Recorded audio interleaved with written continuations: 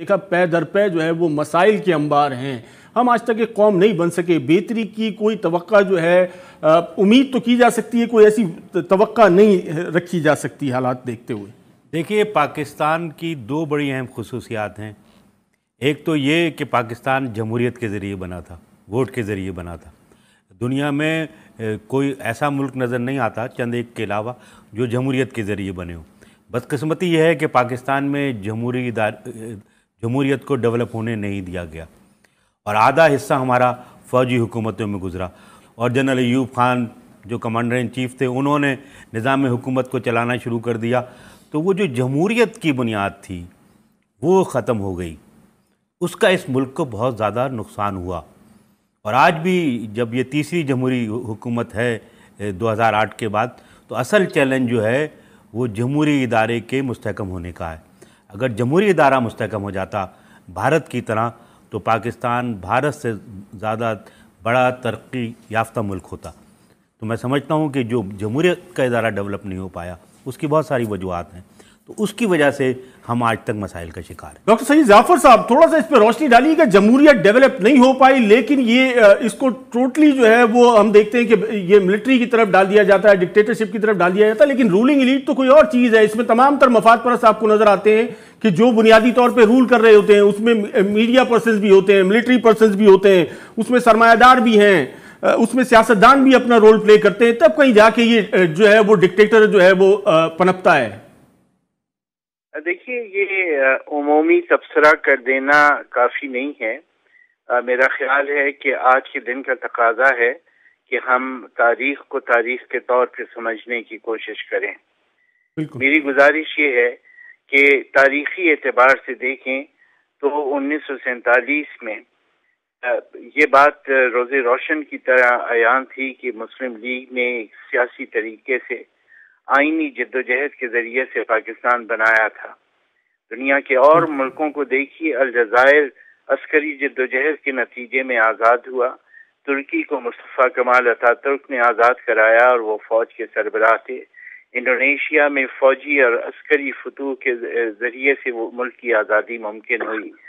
पाकिस्तान एक वकील के दलाइल और कानूनी रास्ते से वजूद में आया, तो बिल्कुल तय था कि पाकिस्तान के क़याम के बाद मुल्क की जो इदारा साजी होगी और जो रियासत साजी होगी, उसके अंदर पाकिस्तान के जो बुनियादी समाजी और हक़ाइक़ हैं उनको पेश नज़र रखा जाएगा। क़याम पाकिस्तान के वक्त 4 सूबे थे, मशरक़ी बंगाल, पंजाब, सिंध और सरहद। बलूचिस्तान अभी सूबा नहीं बना था। पाकिस्तान में 10 रियासतें थीं।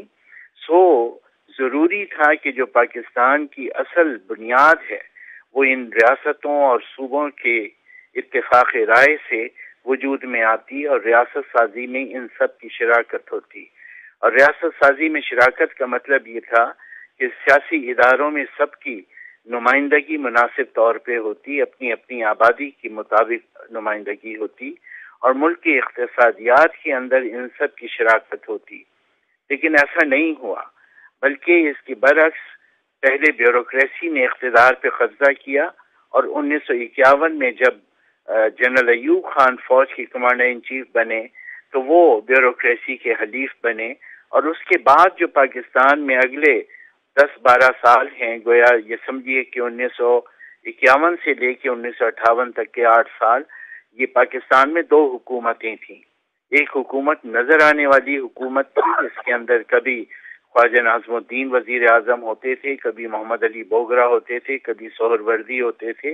लेकिन एक पसे पर्दा हुकूमत थी जो ब्यूरोक्रेसी और फौज चला रही थी, और इस हुकूमत में चौधरी मोहम्मद अली, गुलाम मोहम्मद, इस्कंदर मिर्जा, इकरामुल्लाह, जाहिद हुसैन, अयूब खान, ये लोग शामिल थे। इन्होंने पाकिस्तान की असल पॉलिसीज बनाई, दाखिली भी, माशी भी। और ये वो अफराद और इदारे थे जो पाकिस्तान को अमेरिका के हल्के असर में लेके गए और इन्होंने अमेरिका से दरख्वास्तें की कि हमारे सर पे हाथ रखिए। और अयूब खान ने अमेरिका में पेंटागन में जाके ये दलाइल दिए कि पाकिस्तान में अगर इंतखाबात के नतीजे में मुंतखब हुकूमत वजूद में आई और उन इंतखाबात की तारीख भी ऐलान हो गई थी कि फरवरी 59 में इंतखाबात होने थे।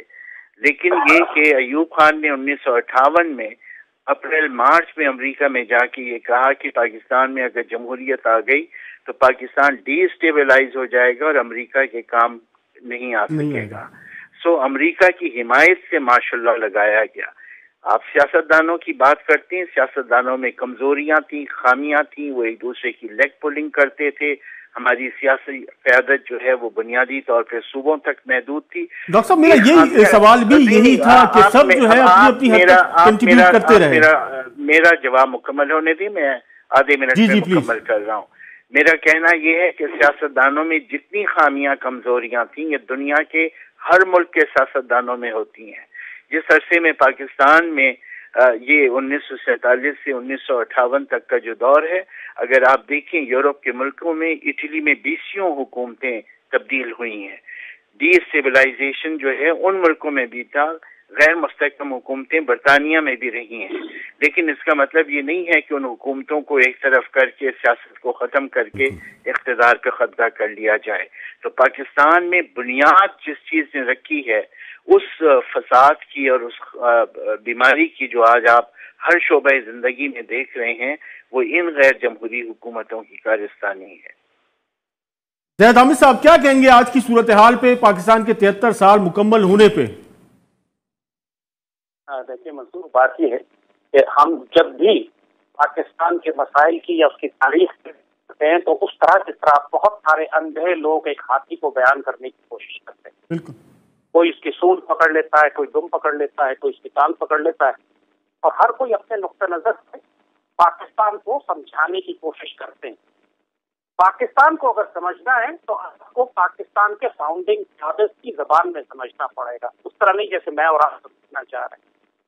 اور ہمارے فاؤنڈنگ فادرز نے پاکستان کسی ڈیموکریٹک طریقے سے نہیں بنایا تھا. میں مہمانوں سے اختلاف کروں، پاکستان زمانے میں نہ ہمارے پاس کانسٹیٹیوشن تھی، نہ پولیٹیکل، ہمارے پاس کوئی گورنمنٹ تھی، نہ پاور تھی، نہ طاقت تھی. پاکستان انقلابی تحریک، اور جب سارے نیگوشیشن ہو گئے تو قائد اعظم نے ڈائریکٹ ایکشن ڈے کا کہا تھا، جس کے اندر ہزاروں لاکھوں لوگ ہندوستان میں قتل ہوئے.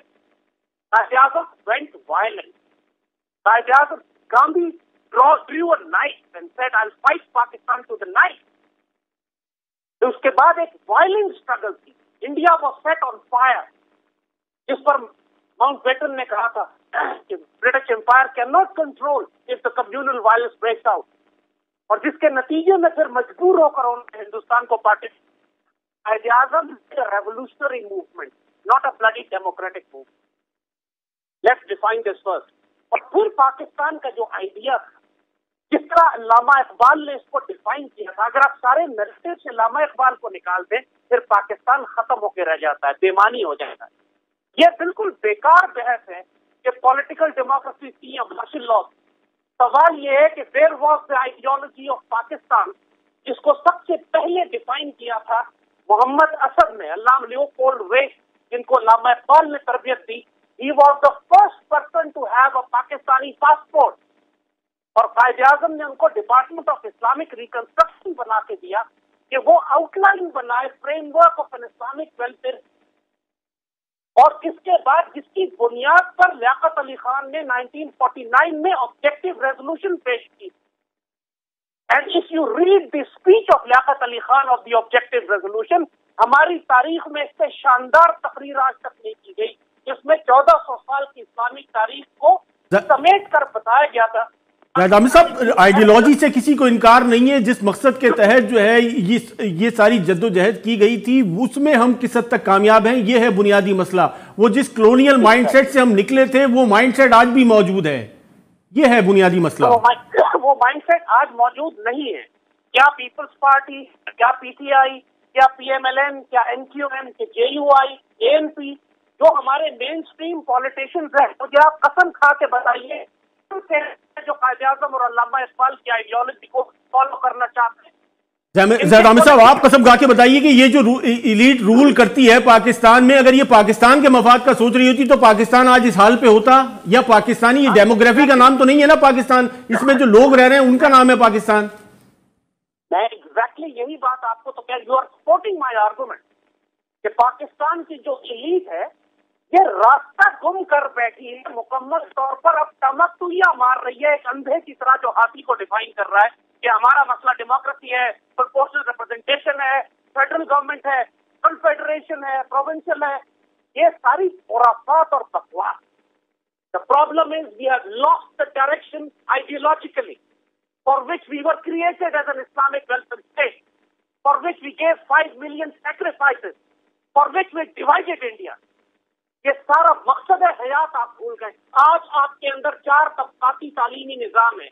آرمی پبلک اسکول جیسے اداروں کے اندر آکسفورڈ اور کیمبرج کی پاکستان اسٹڈیز پڑھائی جاتی ہے.